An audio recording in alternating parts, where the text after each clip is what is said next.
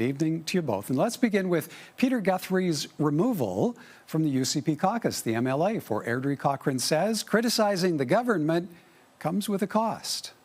I was asking for openness, transparency, honesty, and instead of embracing that, the government has done everything that it can to impede processes, those very processes that could exonerate them. Obviously, MLA Guthrie doesn't like the direction that we're going.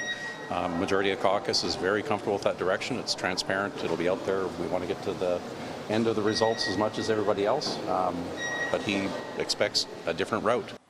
Guthrie resigned as infrastructure minister in February after voicing concerns about procurement practices originally raised by the former CEO of AHS. He also voted with the opposition earlier this week on a motion demanding a public inquiry into the matter. Guthrie, also the second member, that is, to be kicked out of caucus, joining lesser Slave Lake MLA Scott Sinclair, who was removed for his position on the provincial budget. Donna, what do you feel the UCP caucus had to weigh in voting to eject Peter Guthrie? Why would that have been a necessary decision?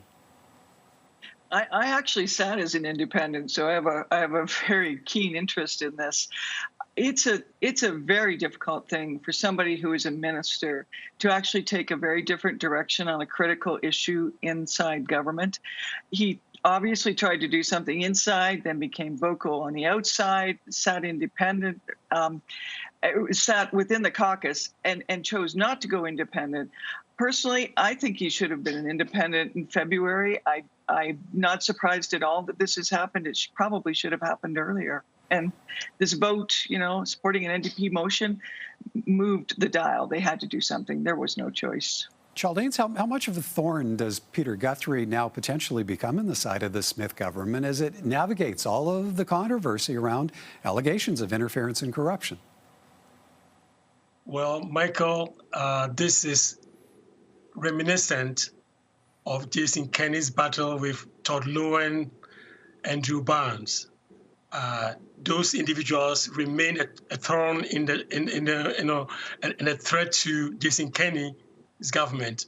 Likewise, I think you're going to find this individual, Guthrie, freed from the control of the caucus, is now able to go out there and speak publicly to the media and pose serious threats to the government. However, I think he's really put himself in a very difficult and tenuous situation, because as an independent, he's going to find it very difficult if he doesn't get back into caucus, difficult to basically recover in the next election. Donna, as you pointed out, you sat briefly as an independent before rejoining the PC caucus. Granted, that was the situation was different than what we see here with Peter Guthrie. But do you see an eventual path back to the UCP caucus for either Pete Guthrie or Scott Sinclair? I think it's very difficult. The comparator for me is Joe Anglin. Joe was kicked out of the caucus, the Wild Rose caucus at the time when I was in government, and it's very difficult to go back in. That breach of trust is so huge. My circumstances, thankfully, you identified that they were very different. It was something that had happened in Treasury Board, and I couldn't speak to it because I was bound to confidentiality. So it was a very different circumstance, and I was actually invited back into caucus. I chose to sit independent. And then Alison Redford stepped down as premier, and then we had a new leader, and I was invited back. So very different, but I think it's very hard once you breach that trust to go back. It's a difficult circumstance that he's finding himself in. I don't know if there is a route back. And Chaldeans, does booting Guthrie serve to tighten up unity within the UCP caucus? Can the government afford to lose any more MLAs? Yeah, that is the issue that I think the government will be monitoring closely. As to whether he can come back, I think there's a pathway, but certainly he has to change his approach. I mean, you need to keep these kind of disagreements within caucus. You have to maintain that team approach. Cabinet solidarity is important, and he's really violated cardinal principles that you need in a kind of a unified party. So, yeah, if he, abandons his position and then comes back and is prepared to work with the caucus, perhaps there's a pathway for him to come back. But we'll see. The government certainly cannot afford to lose any more members because its hold on power is limited compared to previous UCP and conservative governments. All right. Next up, we heard from Dr. Paulina Cisa of the Professional Association of Resident Physicians of Alberta off the top this evening, addressing the second and final round of medical residency matching and the number of positions filled here in the province. Chaldeans, how vital are these resident physicians to the future of healthcare in Alberta, and how important is it to pay attention to their perspectives? Oh, Michael, it's very important that we get these family doctors in place.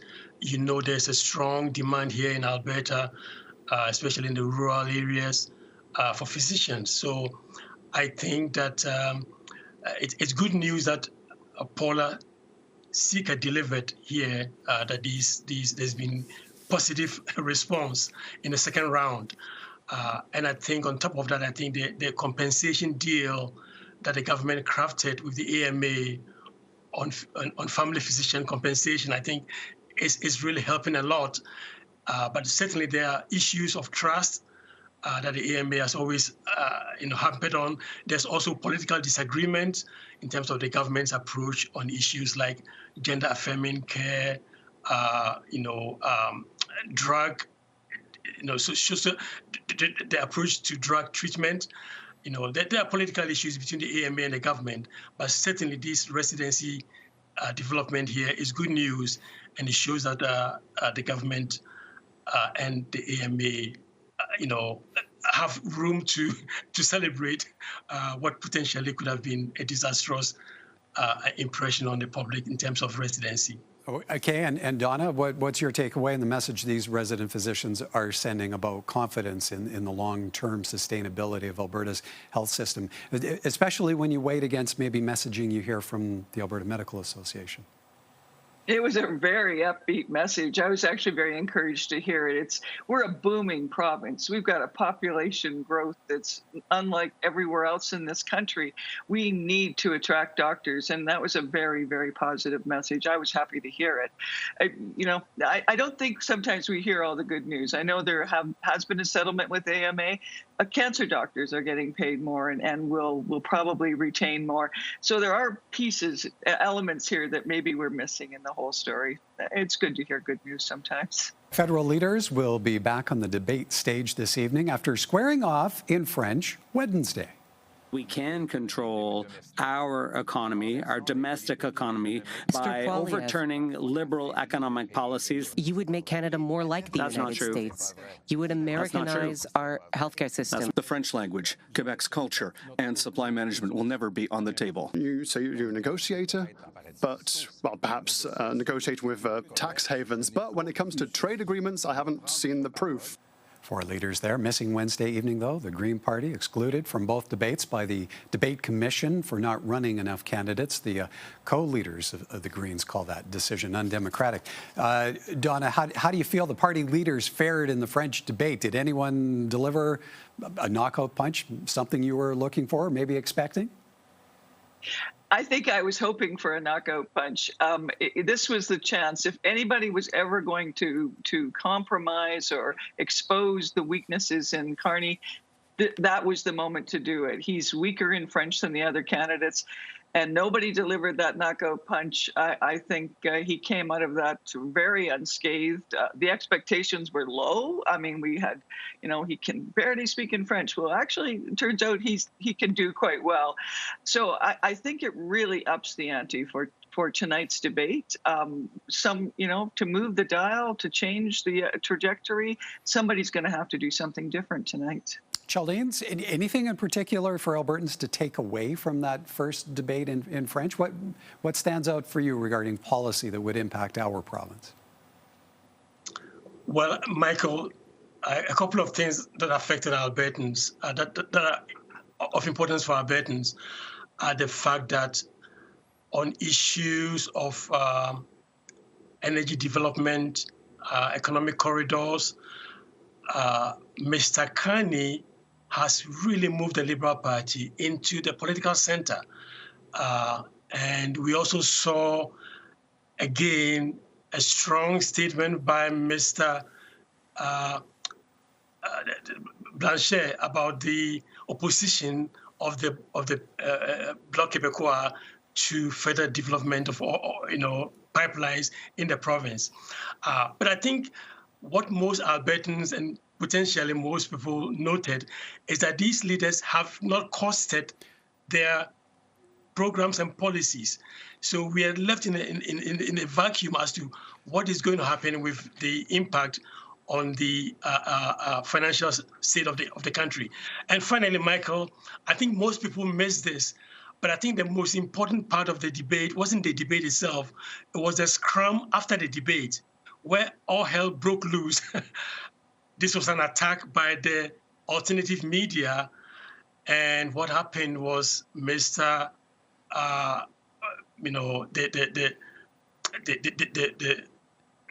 Mr. Carney even referred to a question as odd, and we had the NDP leader refusing to answer questions from the rebel media. It was really something to behold, and I think most people missed that because of the hockey game. Yeah, and I suspect there might be some attention paid to that this evening as well. Now, Donna, regardless of party, what's riding on leader performance in this evening's final English language debate? What are you watching for? Well, I'm a boomer, so I want somebody who's steady, serious, but that's not what my kids want. They want somebody, and I'm speaking generalizations, but I have interviewed a lot of millennials about this question and what they're looking for. And what I hear is they want somebody who's passionate, somebody who's willing to take a few risks, somebody who's a bit outspoken. And that debate last night was so polite. I mean, I've participated in law school debates that are rougher than that, far rougher. So I think I'm looking for somebody who will step out of that box and be more passionate, more assertive, stronger, take risks. It's all on the line here. We're very close to the end point here. We're very close to the votes.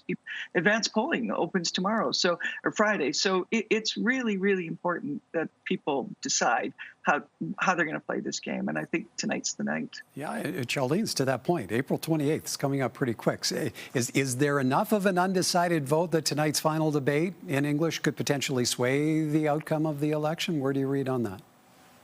Yes, it could, Michael, and I agree with Donna. I think in the French debate, Mr. Poilievre tried to appear prime ministerial, very reserved, not wanting to, head his image as the kind of the proverbial attack dog politician. This time, I think the English debate, he has to be much more forceful.